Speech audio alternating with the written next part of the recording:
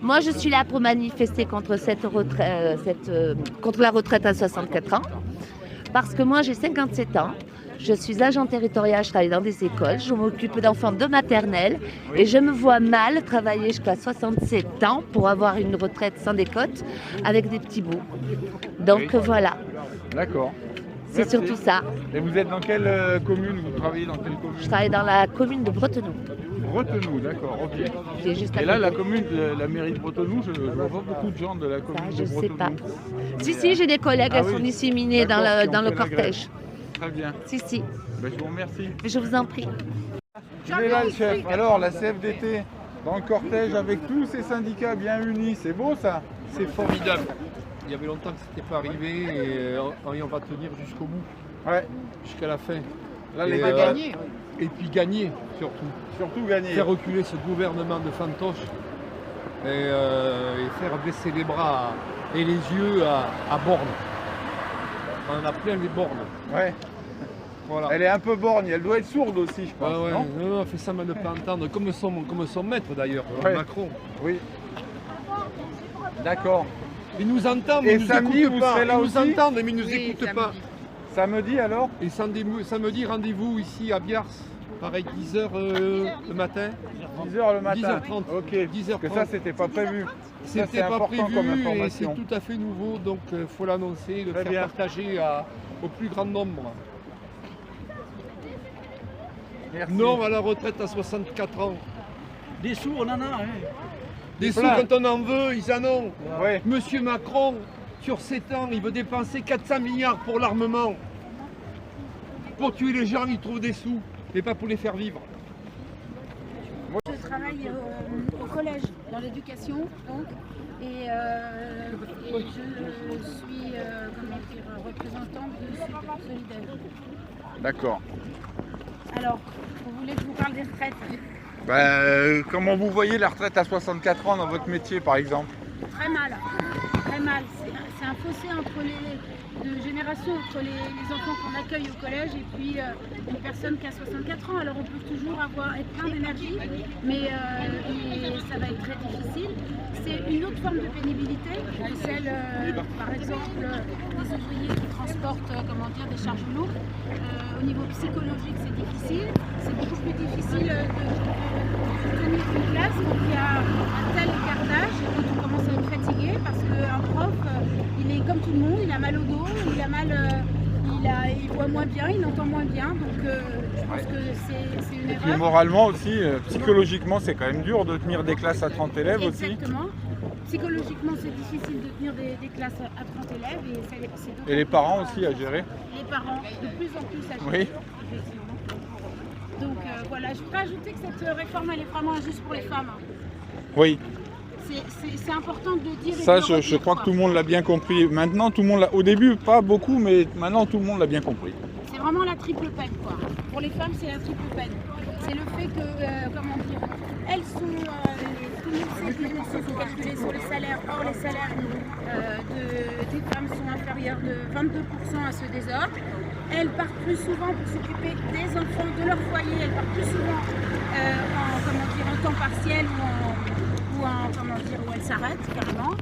À 50 ans, on a énormément de femmes aussi qui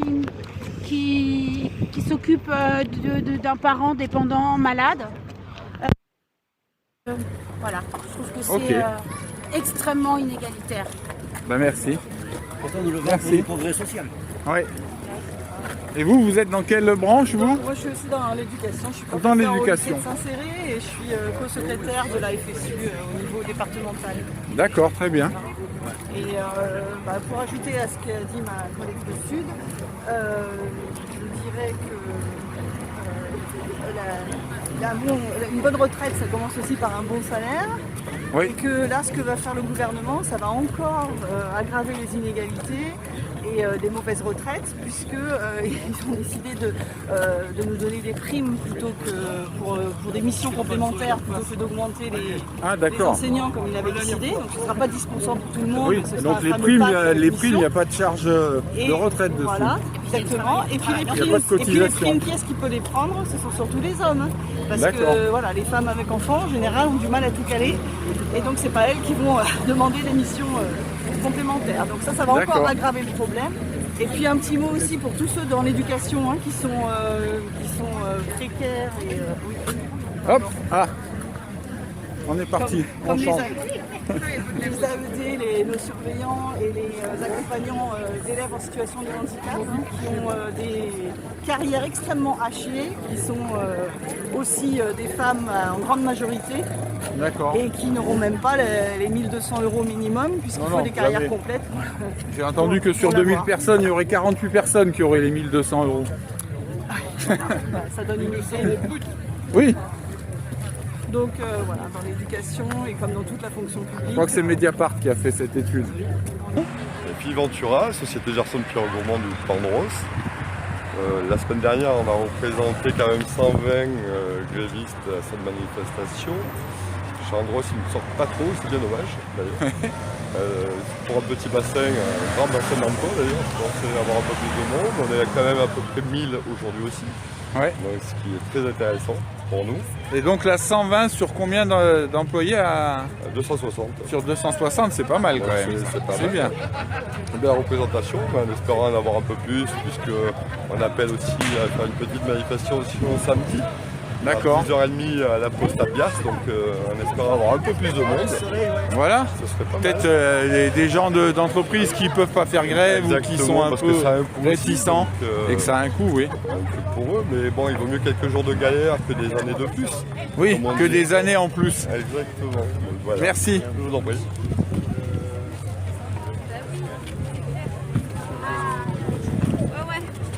Alors Maxime, cette semaine, on est plus nombreux, pareil, moins nombreux? On est pareil, là, les gens sont un peu plus regroupés d'ailleurs. Vous voyez là, on mord sur la voie là.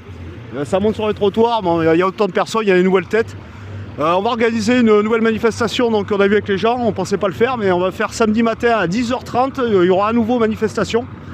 Et ça c'est important pour les gens qui ne peuvent pas se déplacer en grève. Et on pense que c'est nécessaire peut-être de montrer, de donner une possibilité à ces gens-là. Oui, parce que moi j'ai discuté avec des gens qui avaient déjà fait 2-3 jours de grève et qui là m'ont dit aujourd'hui on ne sera pas là parce que c'est un peu, ça commence à coûter des sous. Oui, non, c'est ça, et ça pique même pour les militaires, faut pas se leurrer, c'est pour tout le monde pareil. Là j'avoue que je suis plutôt content du monde qu'on a là, parce que deux semaines d'affilée ça fait une belle mobilisation. Ouais, mais apparemment c'est pas suffisant, on a vu les débats sont en cours, mais le gouvernement continue de faire l'autiste. Quand on a 93% de la population active qui est contre cette réforme, on ne sait plus trop ce qu'il faut faire. S'il faut vraiment qu'on passe le braquet supérieur, c'est quand même malheureux en pleine inflation. Déjà de faire ça, ce qui est lâche de la part du gouvernement, faire ça en pleine inflation. À peine 8 mois après une élection où on sait qu'en plus ce gouvernement a été élu par défaut, et ça se trouve certains ont voté pour Macron dans le cortège, on n'en sait rien, mais bon voilà, vous voyez ce que je veux dire. La réforme, ils ont voté contre Le Pen et bon voilà où on en est quoi. On en est à devoir perdre des journées de salaire pour pouvoir revendiquer notre retraite. Nous, côté CGT, toujours pareil, 60 ans pour tous, et 55 ans de pénibilité. Et on va reprendre de toute manière tout ce que démolit l'ultralibéralisme au niveau du système de retraite, c'est-à-dire qu'on va récupérer, nous, les 60 ans, 37,5 annuités, et ce qu'a bâti Ambroise Croizat surtout. Oui. Voilà. Donc ceux qui ne connaissent pas Ambroise Croizat, je vous invite à aller regarder Wikipédia ou autre chose. C'est vraiment l'homme qui a tout bâti, c'est le Père Noël des ouvriers. C'est le monsieur qui a créé la sécurité sociale. Et les comités d'entreprise, entre autres, c'est lui qui a tout bâti en 45-47. Voilà, sous De Gaulle à l'époque. D'accord, merci. De rien. Merci Maxime.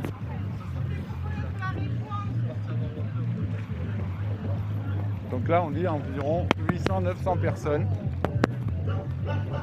Je suis ici pour manifester pour l'âge de la retraite. Alors je suis le cuisinier de la résidence d'autonomie de Biars-sur-Cère où tout le personnel est venu manifester et on a laissé notre directeur tenir la boutique. Et on est tous solidaires et on est tous venus ensemble manifester. Il est tout seul avec tous les résidents. Il est tout seul. Et alors par contre, la banderole qu'on a faite, les résidents nous ont aidés à peindre. Ils ont participé. C'est la grande banderole qui est là-bas, c'est ça? La grande banderole qui est là-bas. Les résidents ont joué le jeu et ils sont venus avec nous peindre pour manifester. Donc tout le monde est mobilisé, tout le monde a mis même la main ceux à la qui peuvent pâte. pas Pour se déplacer. c'est facile. Ouais. Merci. Voilà, avec plaisir. Donc voilà. On va prendre une photo. Voilà la banderole faite par les résidents de l'EHPAD de Biars, de la maison de retraite. Ah, résidence autonomie de la Serre, pardon. Voilà. Faite par les résidents, donc même ceux qui ne peuvent pas se déplacer sont concernés par cette réforme des retraites.